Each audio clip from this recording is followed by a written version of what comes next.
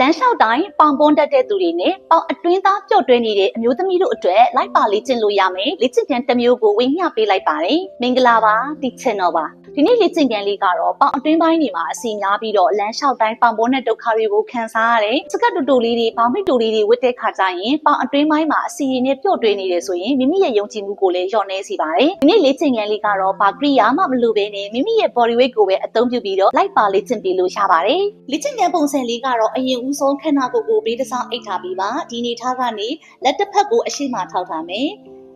အပေါ်ခြေထောက်ကလေးကိုအရှိမဒူတောင်လေးကွေးထားမယ်ပြီးတော့ရင်အောက်ကခြေထောက်ကလေးကိုခြေပြားလေးကော့ပြီးတော့အပေါ်အောက်လေးမြောက်ပေးရမှာဖြစ်ပါတယ်ဒီလေးချိန်ငန်းလေးကိုဘယ်ဘက်ကို15ချိန်ညာဘက်ကို15ချိန်နဲ့ဘယ်ညာမှတကြောလို့သတ်မှတ်ပြီးတော့3ကြောနေ့စဉ်လေးကျင့်ပေးလို့ရပါတယ်ပေါင်တွင်းပိုင်းလေးတွေချစ်လစ်ပြီးတော့ကပ်ပလာခြင်းနဲ့ဆိုရင်တော့ဒီလေးကျင့်ငန်းလေးကိုလိုက်ပါလေ့ကျင့်ပေးလို့ရပါတယ်ဗီဒီယိုလေးကပြိုမေတို့အတွက်အကျိုးရှိမယ်လို့ညွှန်လိုက်ပါတယ်နောက်ထပ်လည်းပြိုမေတို့အတွက်အကျိုးရှိစေမယ်လေ့ကျင့်ငန်းတွေနဲ့ဗဟုသုတတွေကိုဝေမျှပေးသွားပါအောင်မယ်ဗီဒီယိုလေးကိုဆုံးထိအောင်ကြည့်ပေးလို့ကျေးဇူးများကြီးတင်ပါတယ်တီချင်တော်ဖြစ်ပါတယ်